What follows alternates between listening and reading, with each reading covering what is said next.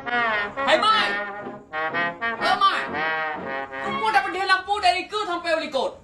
Hana ada puan yang tengah beban puncak. Mahai tak bayar. Ikat tak putus sah tu.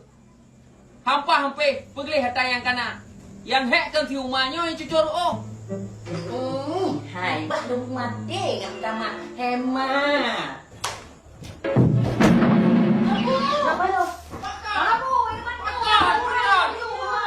Pakon! Ada kepada lampu mandu. Pakonnya kau bedah.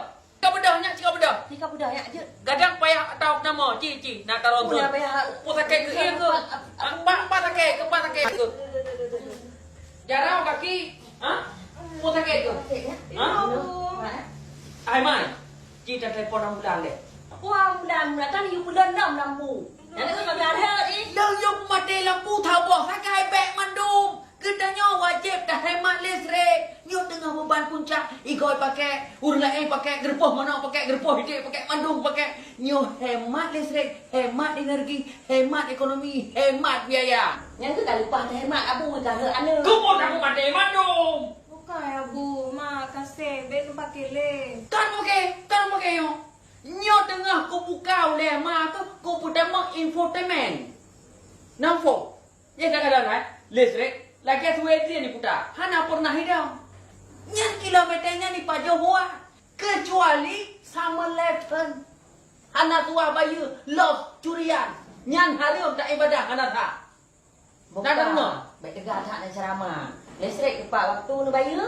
Menyamana tinggal kata jak kedai buat PLN ni leh. Luh tacik padu bayu bulannya lapor bak lu. Tahu. Dia Bu, kan anak suara tajak UPLN. Kita jangan SMS. Oh nya. Berarti padat hana le kesempatan je pengelong lima ke. Maka ji habu ibu sireng macam majalah. Bukanlah. Padu le bang cak adalah Ramadan bulan yang suci. Abu di Bandung orang dia punya nak rumah. Beli drone macam ni. Kenapa dia payah dia orang tu tempat laju. Chen lom tak boleh. Ramadan bulan yang suci biasa. Rahmat berlimpah dari ilahi. Yo tu dah makai ho.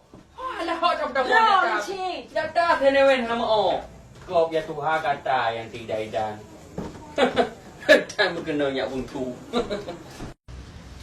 Supaya jino ngantok di kahai patele.